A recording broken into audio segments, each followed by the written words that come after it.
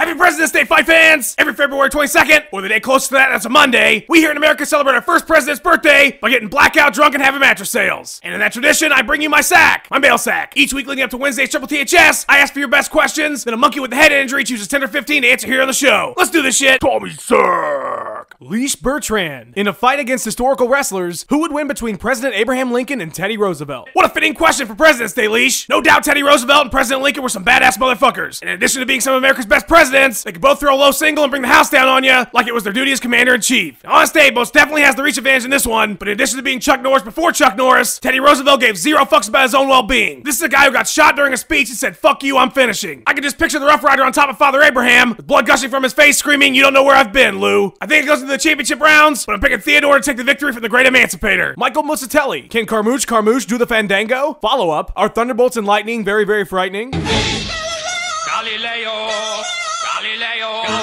Figaro. At Rob Fouts from Twitter. Hey Tiny, this question is sent COD. Can you afford not to pay it? It was wet this morning. Consider it postage due.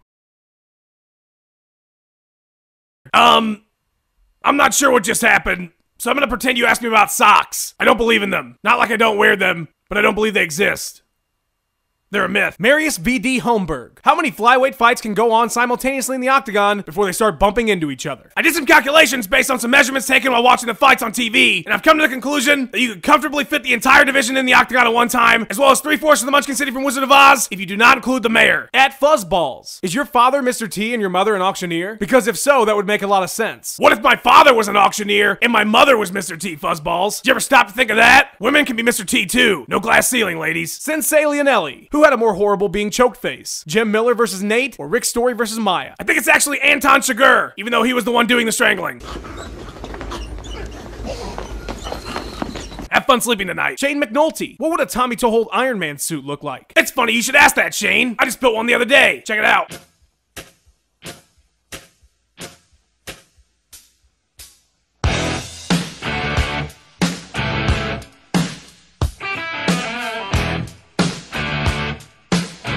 Michael DiVittorio. What's the best MMA video game, and are you a secret character on it? The best MMA video game of all time is Street Fighter the movie The Game. It's a game about a movie that's about a game that's about a movie that's about a movie that's a game. Gameception.